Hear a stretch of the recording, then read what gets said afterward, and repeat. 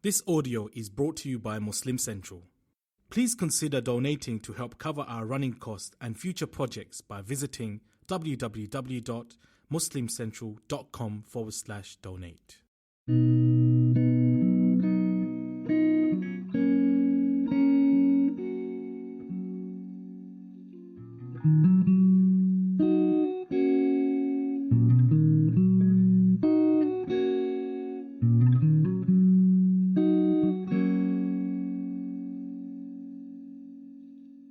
I read your book recently, How to Be a Conservative, and I think it's arguably a serious question: is conservatism still alive at all? Because we've seen in the United States, for instance, conservatism has been reduced to a type of free market economy. It's really an economic conception and not really a moral conception. So maybe we could just start. Yeah, well, this is one of the worries that intellectual conservatives like me have. There aren't very many intellectual conservatives, it has to be said.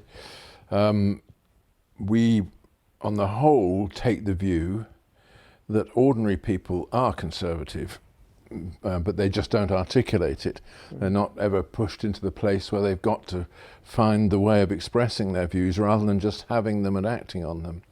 But when it comes to politics, in a democracy, politicians have to offer things always. Right. And that means that there's a natural tendency for them to put their policies and their suggestions in economic terms. They say, you will be so much better off if you vote for us than if you don't.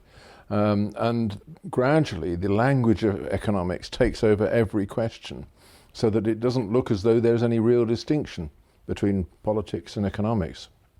And I think this has actually damaged the conservative position greatly, because precisely what conservatives are trying to say is that there are things that are jeopardized, things that are at risk, precisely because of our modern way of assigning a cost to everything. Right. Of seeing everything in economic terms, the profit and the loss dominating everything, rather than those things that really matter to the spiritual and moral health of the community. So, but you're absolutely right that because of this dominance of the economic question, conservatism tends to be seen as simply an apology for a free market economy, right, come what may. You know, and so if there's a question about an institution, for instance, what should we do to protect the institution of marriage or primary education or whatever, it gets put into another form. You know, what are the benefits economically, right, of the old idea of marriage? You know, who can answer that question? You know, one of the things that is troubling to me, Berkeley is probably one of the most educated cities on the planet, just in terms of a sheer number of PhDs, people that have been through high levels of academic training. And a lot of our neighbors are PhDs. We have one of the highest concentrations of Nobel Prize winners. What's really interesting is this is also one of the most liberal cultures in the world. And so the question, and I think a lot of people see this, is that conservatism and intellectualism are almost mutually exclusive. And very often the conservative view is a kind of, it's almost, we've got some troglodytes out there that tend to present conservatism in a way that smacks of an almost anti-intellectual approach. And that's very different from, say, a Burkean type of conservatism, which acknowledged gradualism and the importance of change. Yes, absolutely. I mean, I've suffered this all my life, that, well, at least ever since I became a conservative, which was in May 1968 in Paris. I didn't know, I hadn't a very clear idea of how to articulate it. All I knew was that when I looked down the street and saw all these rowdy students throwing stones at policemen, I just said to myself, whatever they believe, I believe the opposite. Right. And then I didn't know what it was. And then it was a sort of lifetime's work to find out what the opposite is. So, and I, somewhat arrogantly, came to the conclusion that it's if you start thinking about politics in an intellectual way, you are likely to be on the left. Because that provides a systematic solution, an answer to the questions, puts it all in a system, and also gives you a rather dignified and self-congratulatory place in the system. But once you started thinking, if you think a bit harder and longer about it, you'll move back to what you would have been if you had never thought at all. You know, and that's my view. Is what an intellectual conservative is. It's someone who articulates the real reasons for not having reasons. Say that again. Someone who articulates the real reasons for not having reasons, but just feeling and doing what's right. Right. Well, I think I think it's Yeats. Yeats has a wonderful poem, Easter 1916. And in there he has the "Come let us mock at the great that had such burdens on the mind and toiled so hard and late to leave some monument behind." He wrote that when he witnessed some Irish revolutionaries destroy a beautiful house of a very wealthy landed English, Anglo-Irish person. And in a lot of ways that poem articulates that idea that it's very easy to destroy and tear down. And I think one of the things that's so tempting for many people, because the world is so troubling to so many people, and so many people suffer in this world, and a lot of what the liberal left tends to rely on is that sense of indignation that a lot of idealistic people feel, because there are things that are deeply wrong with the world. But then when we look historically at how, when these people have gotten into power, whether they're, people tend to forget that the Nazis were actually, they were quite bohemian in a lot of ways. They had a lot of leftist politics. Certainly their economics was tended to be collectivist, and they were national socialists as opposed to being internationalists. But when they get into power, they tend to really, really tear things down and don't give us Well, I think there's an explanation of this. It's what Hegel calls the labor of the negative. Right. That the initial instinct on the left is that negative instinct, that things are wrong. And they must be rectified. They can only be rectified, however, by the seizure of power. And so we're going to seize power in order to rectify them. But once you've got the power, the negative is still there in your heart, because it's driven you all along. That's the thing which has inspired you. So you set about destroying things, punishing people. You find classes who are to blame. The Jews, the bourgeoisie, whoever it might be, and you don't get out of that negative structure. Right. And I feel that's what I felt very strongly in 1968. That of course there are things that are wrong in France, but there are also things that are beautiful and right, and you've got to go through this and come back and rescue those things, which is much more important than destroying a few obstacles along the way. Right. Blake has an interesting, he says, "The hand of vengeance found the bed to which the purple tyrant fled. The iron hand crushed the head, and came a tyrant in its stead."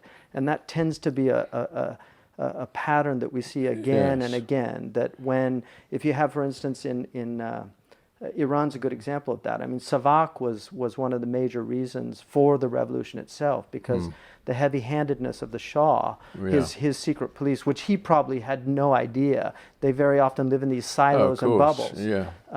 But they've got, the secret police, the apparatus all comes back. And the disappearing, the people that disappear all disappear again. So, this is part of the problem. But again, it's still this fundamental problem. For instance, one of the things that you talk about in Fools, Frauds, and Firebrands is the idea of power being the way in which everything is articulated. The critique is about power. Foucault's a good example of that, of somebody who just saw everything in terms of power. But there's definitely truth embodied in that, and I think that's why it's so seductive for so many people. Yeah. I mean, we have to deal with the fact that so many people are seduced by this because they experience, especially marginalized and disenfranchised people. Yes, that is true. But of course, in the intellectual world, it's extremely corrupting to see things in this Foucauldian way. Instead of asking the question, is what Hamza saying true? I ask the question, what power is advancing behind that? You then disappear from the picture, right. and also what you've said disappears from right. the picture. Yeah. I'm no longer engaging with you, I to thou, at all, right. Because without the concept of truth, there is no real engagement between people. All I am seeing is the power that's speaking through you, and that, of course, you can look at the whole of culture in that way, which is essentially what the postmodern curriculum is, right. taking one writer, one philosopher, one musician after another, and just talking about, like Susan McClary on Beethoven. This is fantasies of rape speaking through right. this music. right. It's extremely boring after a while because it's totally well, mechanical. It's a lens. I mean, one of the things I say about critical theorists, that if it was a lens, that it might be useful sometimes to just peer through that lens, but it's a corneal transplant. That's a good metaphor. Yeah. It becomes the only way. Yes. And I've seen one of the things that I've seen with students in my own teaching experience is, I've had critical theorists in my classes, and whenever they raise their hand, I could almost verbatim tell them what they're going to say, yes. the response that they're going to give to whatever was said. Yes. And well, then we need to understand why it is so seductive. That's my point. It troubles me how seductive it's been, and it also, I grapple in my own self with the amount of genuine injustice in the world that takes place on a daily basis. And I mean, for instance, their attacks on capitalism, to me, the corporate world today is so powerful, and to use a favorite term in that world is hegemonic. Mm-hmm. This idea where monoculture becomes so imperious. And we've seen so many. I mean, I'll give you an example. When I was young, one of the treats in my experience was to go to a bookstore.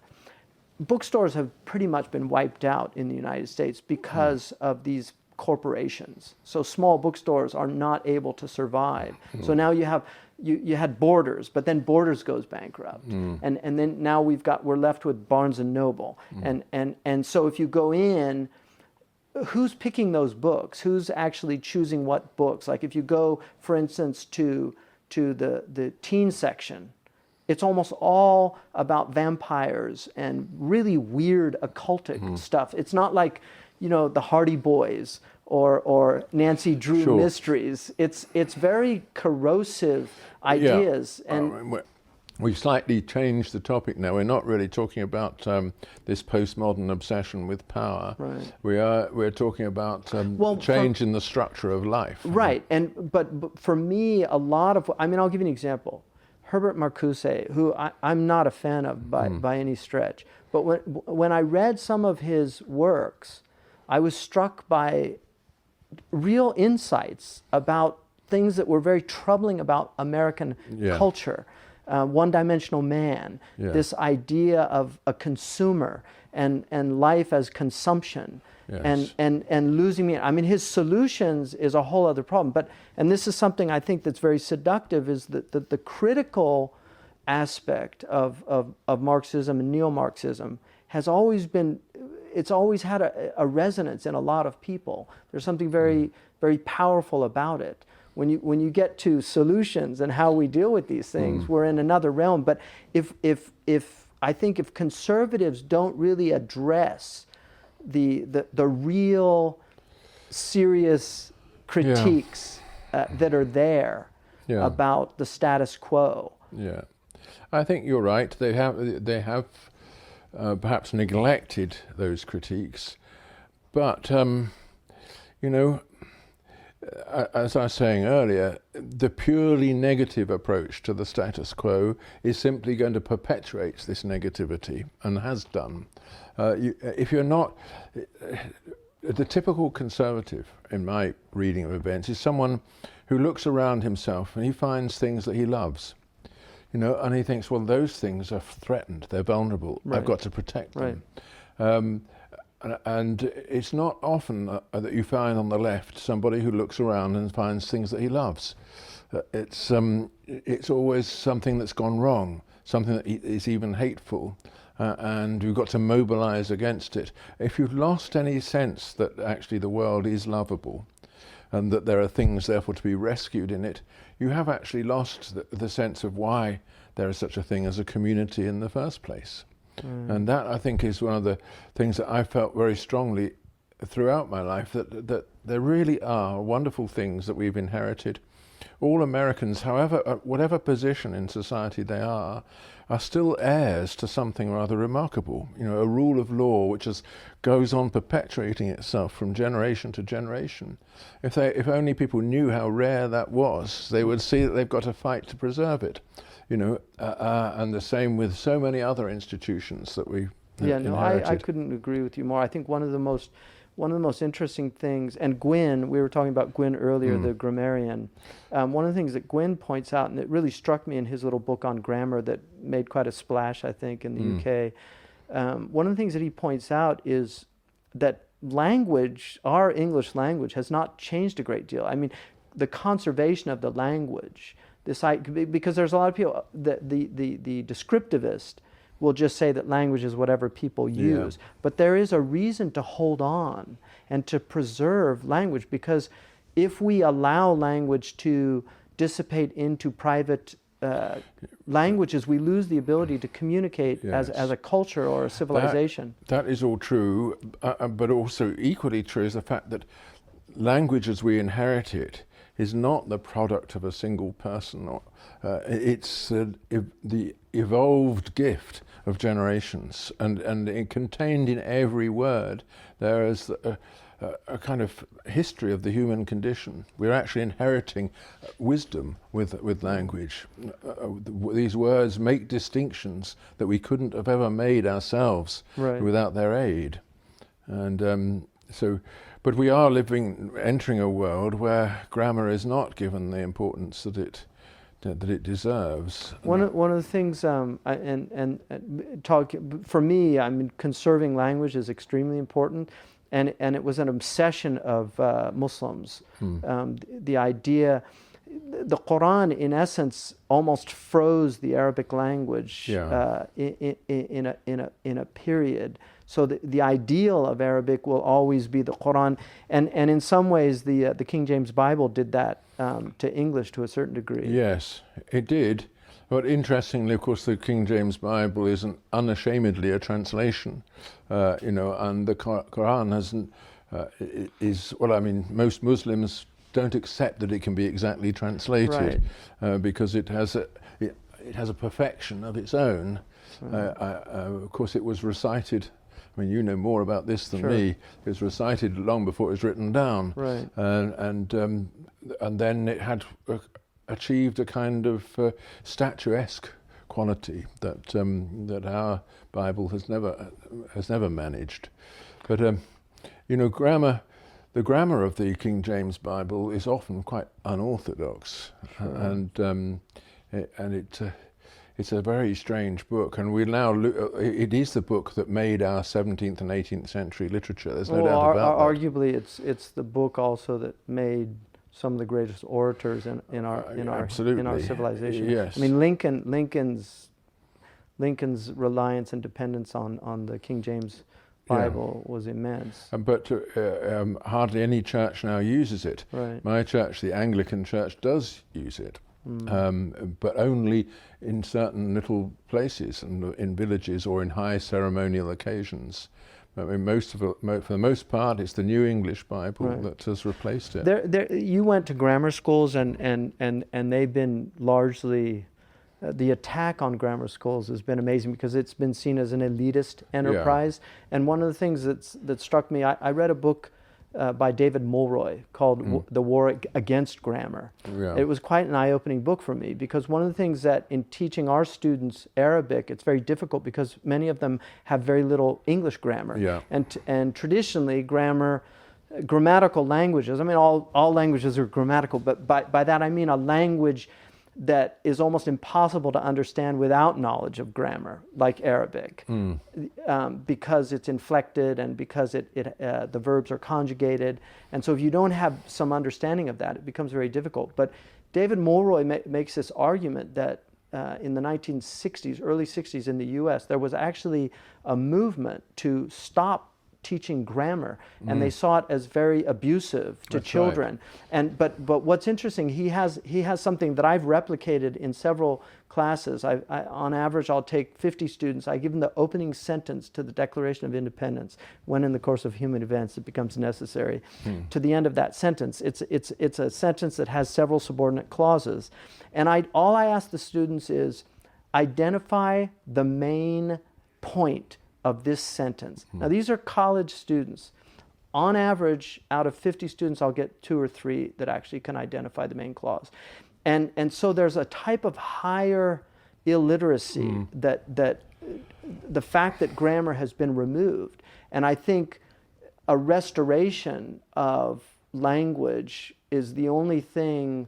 For me, the salvation of a civilization has to be predicated on the resurrection of the corruption of its language. Well, I think you've actually touched on what the real essence of conservatism is there. You know, that there are things that the conservation of which is actually fundamental to understanding the world as it is. Right. And if you lose those things, like the rules of grammar, the habits of good speech, or good manners, the sense of what a legal solution as opposed to a mere bullying solution to a conflict might be, all those things we used to be taught to us as part of becoming an adult. If you lose those things, you're at sea in the world. And I think that's one of the things that most worries me about modern education. You refer to this movement in our schools to abolish grammar as elitist. It's absolutely true that grammar is elitist because it makes a distinction between the people who know it and the people who don't. Right. And that's the kind of distinction that we all need if we're to survive, not only as a civilization, but as individuals too. Right. So this is where the real arguments for conservatism, in my view, should be based, not in the economic sphere at all, but in these fundamental cultural inheritances.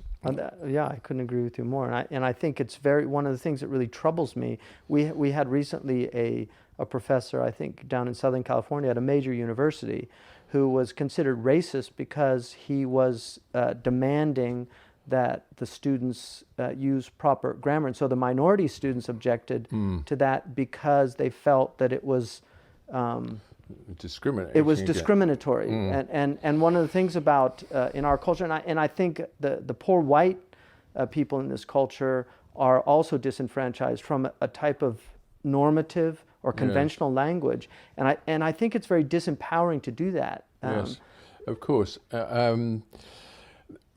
When I was at school, grammar school, I came from a poor background, right? You know, and we were, our teachers, as their first instinct when they found that you were in some way handicapped by the language that you'd learned from your parents, was to take you in hand, give you the advantage which your family had not, so that you could catch up with the others. Right. And I think that's that idea of teaching, that you're actually lifting people up so as to be able to receive their inheritance. That idea has gone to a great extent. It's much more now that the teacher comes down to the level of the student. Exactly, and this Pygmalion's a good example of that, because Shaw in Shaw's Pygmalion, and obviously there's a lot of irony and sarcasm in that, but the idea of the flower girl who speaks non-standard English, wanting to speak like a lady, to speak proper, as a way of upward mobility. Yes. And one of the things that Toynbee points out is that a civilization on its way out inverts that. So there's a vulgarization of the patrician class, where they begin to speak in profanities. Yes. and become. Yeah, unfortunately that is so, yeah. But I think we mustn't be too pessimistic about everything. Okay. But, I mean, your role, you are someone who's found in Islam something which gives him the foundation that he needs in order to confront this gradual degeneration of things all around. And I respect that. If one can find that foundation, one can then start building again to recapture those things which are jeopardized by the laxness of modern society. And I think you've got to be optimistic about that. You've got to think that you can recapture these things. Otherwise, what are you doing as a teacher? That's... Yeah. It depends on what day it is. Oh, really? Okay, right. So Yeah, right. the Arabs have a famous story about a king who had a positive day and a negative day. Right. Yom Bu'as or Yom Wafa. So, I mean, some days I look out there and it's so overwhelming that what's happened. I think it I is... mean, we're old enough, you're a little ahead of me, but we're both old enough to know how different the world that we grew up in is today, and it's quite devastating in a lot of ways. My mother, who was 96 when she passed, I said to her, she when she was born, there was an Ottoman caliph in 1921, and I asked her, and she was extremely liberal, and I was raised with a lot of liberal sensibilities. My father was very conservative, but so I got both sides, and it was very interesting to see those two views and how powerful each one is in its own way. But when I asked her once, just what do you think is the worst thing about what's happening? And she said manners. Yes. Just the loss of manners. And there's a French, I can't remember his name, but there was a French ethicist who wrote a book on virtues about 15 years ago. Was that Comte? Comte. Something. Comte. It was called the Book of Virtues. That's right. And the first virtue he had in there was courtesy. Yes. And one of the foundational virtues of the Islamic civilization is adab. Yeah. And which means comportment. It means decorum. It means courtesy, but it also means literature. Yeah, exactly. Yeah. So the adib is the adib is somebody who has absorbed the humanities. Yes, the habits of proper dialogue, and I mean that is very interesting. Of course, you living here in Berkeley, you only have to look out the window to see how far things can decline. I look out of my window onto the English countryside, and mostly horses whose manners remain constant from generation to generation. Go ahead. But Berkeley is famous for being the pioneer in degeneracy of whatever form, and maybe one should, the very fact that you can plant your institution here. And still get, not only recruit people but also create this kind of atmosphere of peace and goodwill in the middle of all this suggests that that Berkeley-style degeneracy is perhaps not more than skin deep in the end. Well, can I say something in defense of Berkeley? Yeah. Of being here, I found the people here they're very welcoming people, and this is where I really try to avoid, and maybe it's my mother and my father's influence on me of just seeing both sides. I really try to avoid Manichaean type of worldviews, and I think this Dionysian impulse that's clearly there in us as a species, and the Apollonian, this idea of order as opposed to this kind of chaotic, ecstatic type of being. And I think one of the things in our tradition, in the Islamic tradition, was very interesting to me, is they have this concept of what they call the mushdub salik, who's the goal in the spiritual tradition of Islam is to be inwardly in a state of ecstasy, but outwardly in a state of sobriety. And so there's this very interesting Dionysian Apollonian balance that's actually taking place. And I think one of the things that happens in a culture that that loses the ability to experience internal ecstasy. Like to where it is, comes from the soul. I mean, I'll give you an example. I've been reading a book called Videocracy, which is about viral videos online. And there was a video that went viral by this guy named Bear Vasquez. And it was him seeing a double rainbow outside of his house. And he's just in a state of just awe. And then he starts crying. He breaks down and just starts crying. And he's asking, what does this mean?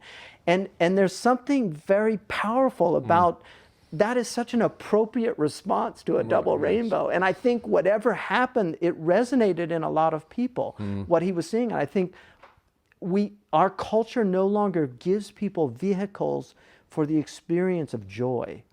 Now that's a really important point. Pleasure has driven out joy. Exactly. Because joy is essentially something which comes from your deep social nature, from your need for others and your need to give to others. Yes. And I think that I've often, the problem is we're agreeing about too much, but I see this in the change in patterns of dancing. The dancing that I love, like Scottish country dancing and formation dancing. So I had to do Greek dancing as a child. Exactly. Yeah. Well, they are full of joy because they are ways of relating to others, forgetting about your appetites, just being with. Whereas modern, head bash smashing. It's solipsistic. It's solipsistic and narcissistic. And narcissism is joyless because it concentrates only on what can be received and not what can be given. Well, the other thing what's fascinating too about that, because I thought about Dibke with Lebanese dancing, Syrian dancing, which is very similar to Greek dancing. That's right. And one of the things about that type of dancing is that there's a formalism that's very rigid, but within that formalism, once you master it, you're allowed to improvise and do certain things. There's a freedom that comes. And there was something that my father used to always say about the liberal arts, is that the purpose was this immense discipline that set you free. That through that structure and discipline, you actually become free.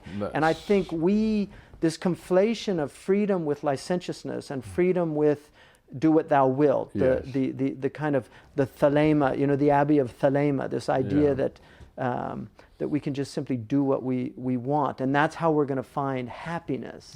No, you're absolutely right. Now, there's a false idea of freedom which took over the world in the 60s in a way, with the baby boomers. We don't know quite why, but this idea that freedom means the absence of control. Plato would say it was a change, the absence of control rather than an order in the soul. Right. My ideal of freedom is something like Bach's Art of Fugue, in which every note is necessary, but every note is totally free. That idea that there is an order which reveals itself through free gestures. That's really what you're saying about those old Mediterranean styles of dancing. Yes. I think it's also rhetoric was like that. I mean, Shakespeare, Miriam Joseph wrote a dissertation, Shakespeare and the Arts of Language, where she proved that he had mastered all of these rhetorical treatises of his time, and knew over 200 tropes and schemes. It's amazing, and often borrowing from the very text that he had mastered. So the artifice, which used to be a kind of positive term in the past, this idea of craft, of real craftsmanship. And I think the two areas where we still see it in our culture to a certain degree, I mean, popular music is very troubling in a lot of ways, but I think you still see it in music and sports, athletics. You see it in jazz improvisation, of course. Yes. Which doesn't make sense at all until you've mastered the chord sequence and can hear the hidden melody in the improvisation. Yes. So in sports, people go to these stadiums or they watch on television. What they're waiting for is that magical moment. The triple play in baseball. I don't know what they have the equivalent in cricket is.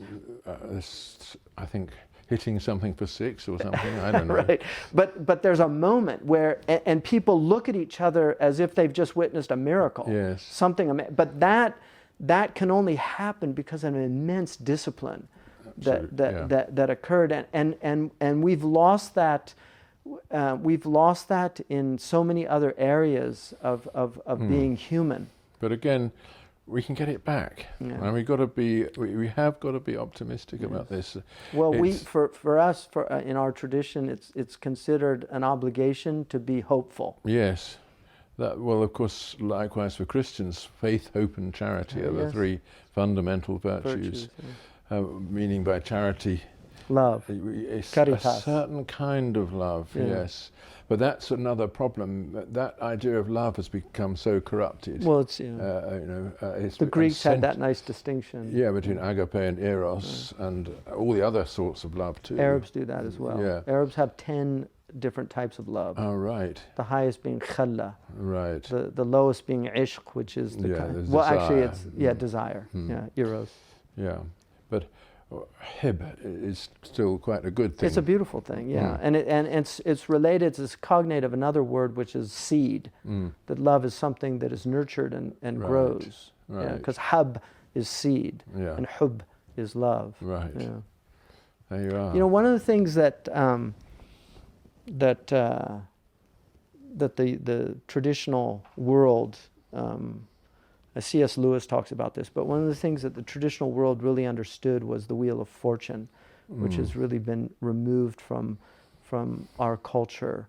This idea that there is this cycle, and you're talking about optimism. When you're down at 6 o'clock, which in the wheel was traditionally the corresponding emotion was despair, right? So 9 o'clock was hope, right? 12 o'clock joy, and then 3 o'clock was fear. But that, Boethius in the Constellation of Philosophy, that second chapter where he talks about this, this wheel of fortune, and our culture is, it doesn't allow for that recognition. No, because it doesn't.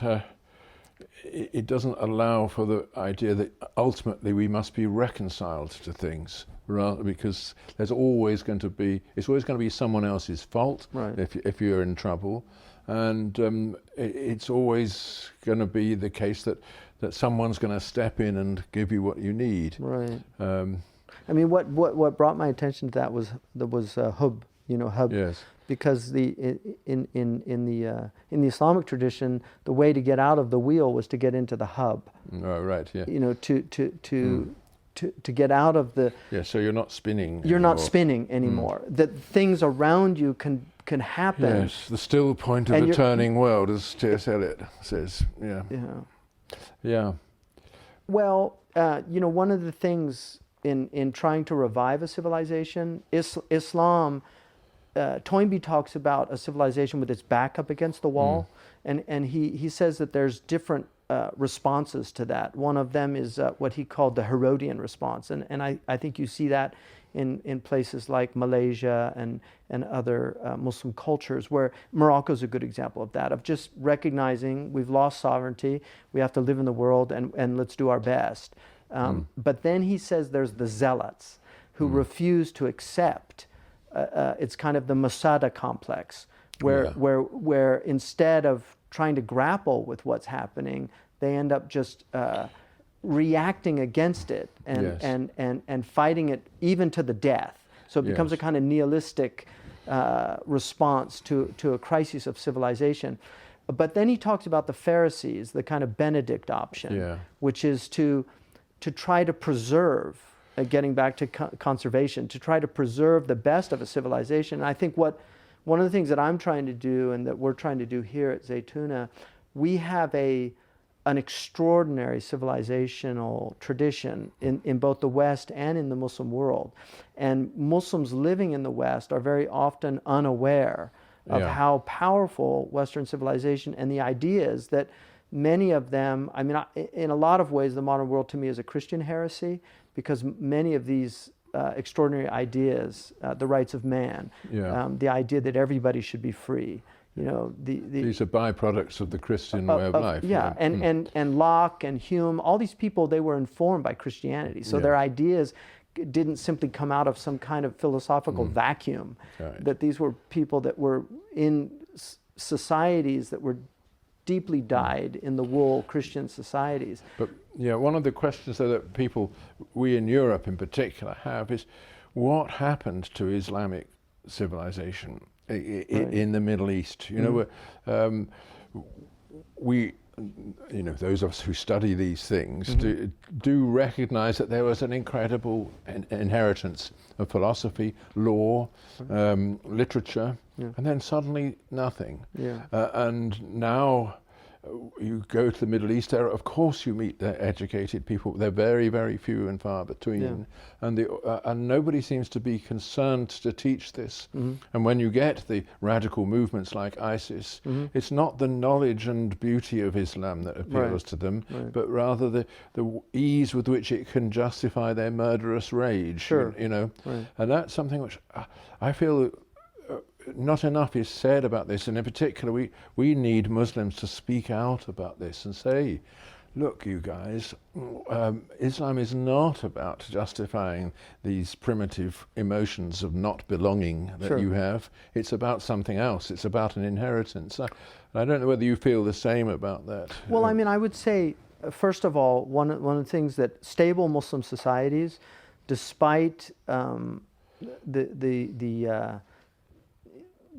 the political problems, despotism is certainly a problem in many parts of the Muslim world. But stable Muslim societies, what struck me, and I lived in several Muslim countries for many years. I was over 10 years in the Muslim world. What struck me actually was just the incredible goodness of so many Muslims. I mean, I found the generosity, the hospitality, the incredible theocentric worldview that informs them, and the ability to withstand incredible suffering. I mean, I'll give you an example. When I was in West Africa, 'cause I was trained as a nurse, so when I was in, and I lived in West Africa. When I was in West Africa, I went with a physician, and we would see patients. And one of the things that was so amazing was people would tell their symptoms, but they would always preface it by saying, "I'm not complaining. I'm just, you asked me what I'm feeling, so I just want you to know I'm not complaining." And then they would just say, "Alhamdulillah," you know, praise be to God. And because they really were afraid of complaining. Just the gratitude was so powerfully embedded in a lot of these traditional cultures. I literally saw Moroccan men when I first went to Morocco in 1977. On more than one occasion, if they saw bread, they would pick it up and put it on their forehead and then put it in a high place. You know, and Ezra Pound has a wonderful statement. He says that I don't know what power exploded in the 7th century of Arabia that spread to the libraries of Cordoba, but I got a glimpse of it in the way the Moor walked in 1913 in Tangier. And to me, I love so much about the Muslim world, and there's so many things that I see in the Muslim world that when I come back to the West, I really get a bit depressed. Yeah, well, you're talking about piety in its widest sense, aren't you? Exactly. That sense that your gestures, your words, your way of being towards others all fit into a kind of a pattern, which is not just you, but also is informed by courtesy as well as obedience. I mean, I just saw so many examples of that. I'll give you just one. We were on a trip in the Sahara, and our car got stuck, and we had to seek refuge in a Bedouin. There was some Bedouin staying there, and it was an incredibly windy night, and they literally sacrificed a lamb for us. They cooked it. They fed us, and these are incredibly poor people. And then we went to sleep, and because there was so much wind, the man was holding up the central pillar of the tent so that it didn't collapse. When we woke up about 4 hours later, he was still there holding it. Oh, and, yes. and I was with an Englishman who just said to me, "Did he stay up the whole night?" And I said, "Yeah, he did." And I just saw so many examples of that. That, of course, is that Bedouin hospitality, the sense that the stranger is more important than you, that is something which is not only Islam, it is part of the desert way of life, isn't it? No, I agree, and I think many traditional, I would argue that if you go to Mexican villages, you will find very similar, and it's something about traditional cultures that breeds that. But I think Islam definitely inculcates that in its followers when it's practiced properly. Now, as to your question, what happened? I think the same could be asked about the West, because I mean, if I look at what's happened to family, if I look at the fact that pornography is the main entertainment medium now in the West, I mean, it's quite incredible the industry of which you and I are very familiar with just from that what we happened to be part of at the Witherspoon. But I think two things happened that are tragic in the Islamic tradition. One is somebody like Al-Farabi, who was ignored, or Averroes is another example of that. That the influence of a kind of Eastern despotism, which was actually very alien to the Arabs. The Arabs were far more democratic. So the Prophet ﷺ, I mean, there's a chapter in the Quran called Shura, chapter 42, which is mutual consultation. Absolutely, yeah. And so the idea of having a type of parliamentarian government would have been very natural to the Arabs, because that's the way they tended to. It was more like a Athenian democracy in a lot of ways. In fact, when I took my teacher, Sheikh Abdullah bin Bayya, to the parliament in England, he was very struck by the House of Lords. He really liked the idea of having what in the Arabic tradition are called Ahl al-Halli wal-Aqd, the people that can unravel and put back together again. And these are like notables in a culture that have a lot of life experience, and so they have a wisdom that they can help guide a society. He was very struck by that. But he and this is something you bring up, I mean, he felt that a parliamentarian government would be perfectly consonant with an Islamic way of ruling, that there isn't really any fixed type of Islamic rule. And I think what happened in the Muslim world is despotism, a kind of an Eastern despotism, became a model. And I think it really stifled a lot of the incredible intellectual and spiritual growth that occurred in the early part of Islam. Well, it was also the collapse of the Ottoman Empire, wasn't it? I mean, that was a huge, which led to the new kind of criminal apparatus that advanced through the Ba'ath Party and things like that to take over this ripe fruit. And but yes, I mean, politically, obviously, things went terribly wrong. But what has always concerned me is the cultural aspect. Where is that? You know, what has happened to the great universities, and where do we find proper, articulate discussions in literary form, and all the things that actually the Islamic civilization really needs. I mean, well, that's what we're trying to do here. Yes, of course. We and I think there are people within the Muslim culture. I mean, I have friends in Turkey that are trying to do the same thing, and there are attempts. But again, if you look at the Muslim world has been hard hit for several hundred years. I mean, there's been a continual. There's an argument now amongst certain Orientalist tradition about that there wasn't a kind of stagnation or ossification, which I think, to me, is absurd. I mean, I can clearly see that the incredible interest in science and technology in early Islam was amazing. And I mean, if there was a Nobel Prize 1,000 years ago, it's been said, every name on the list would have been Muslim. Yeah. So that's something that I think we as a religious tradition and a ummah that we have to think deeply about, and I think it's very important. I mean, we called our journal Renovatio, or Tajdid in Arabic, which is to make new again, to renovate. The idea, and this is, I think, a very conservative idea, the idea that the house is there, and instead of tearing it down and rebuilding a house, if it's a beautiful house with a solid foundation, we need to renovate it, to make it new again. Yeah, absolutely. Well, that's the same task that we have in the West, but of course we have the freedom to do it. That's the important thing that many people worry about the Muslim world. Do people have the freedom to do what you want to do? Well, I think you're certainly doing your role in promoting the idea of conserving the best of the past.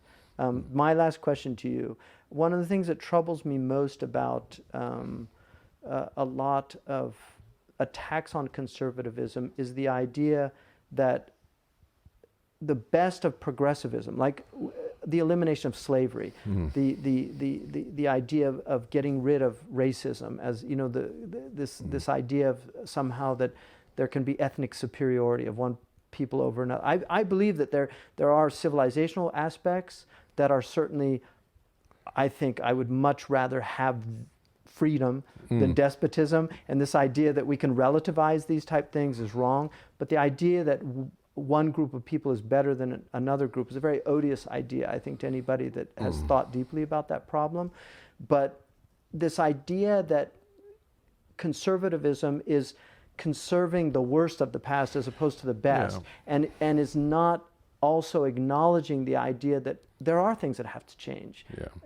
And then it becomes, what are the strategies to bring about that change that are going to... Yeah, I would say, as I understand it, that of course human beings are imperfect. That's the whole reason why they need institutions, in order to mediate between them and overcome conflict without violence.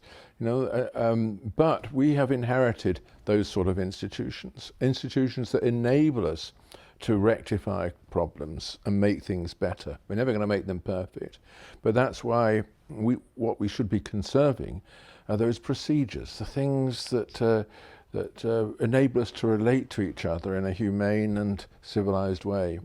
And that for me is what it's all about. All right. Well, on that note, I want to thank you just for coming out and gracing us with your intelligence, and you've been supporting our work with the journal, the Renovatio.